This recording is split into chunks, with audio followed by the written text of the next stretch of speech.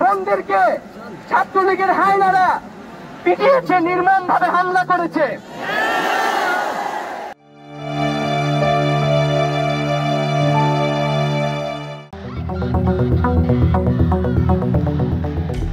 জুলাই 2024 দিনটি ছিল শুক্রবার। এদিন বিকেলে কোটা সংস্কারের দাবিতে আন্দোলনকারী শিক্ষার্থী ও চাকরি প্রত্যাশীরা রাজধানীর শাহবাগ মোড় অবরোধ করে।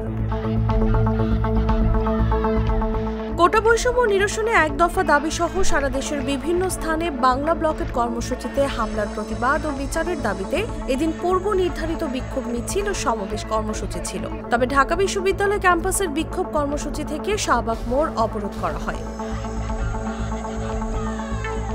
তবে সংক্ষিপ্তভাবে বিক্ষোভ সমাবেশ করে অল্প সময়ের মধ্যেই রাস্তা ছেড়ে দেবেন বলে শাহবাগ মোড়ে মাইকে জানিয়ে দেন আন্দোলনকারীরা।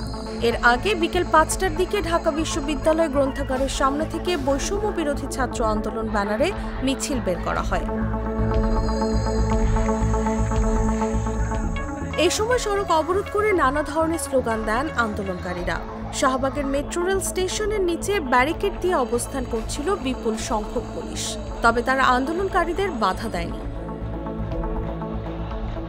এদিকে কুমিল্লা ভিক্টোরিয়া কলেজের শিক্ষার্থীরা বিক্ষোভ করতে গেলে ছাত্রলীগের একটি দল আন্দোলনকারীদের উপর হামলা চালায়। এ সময় ভিডিও ধারণকারী এক শিক্ষার্থীকে একটি হলে নিয়ে গিয়ে মারধর করে ছাত্রলীগের সদস্যরা।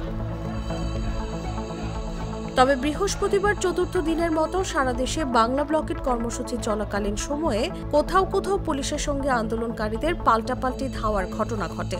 কুমিল্লায় ফাঁকা গুলিও ছোড়ে পুলিশ।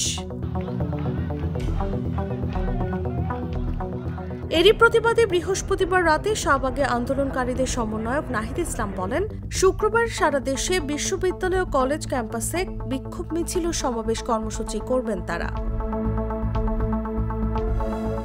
নিউজ ডেস্ক, জাগো নিউজ।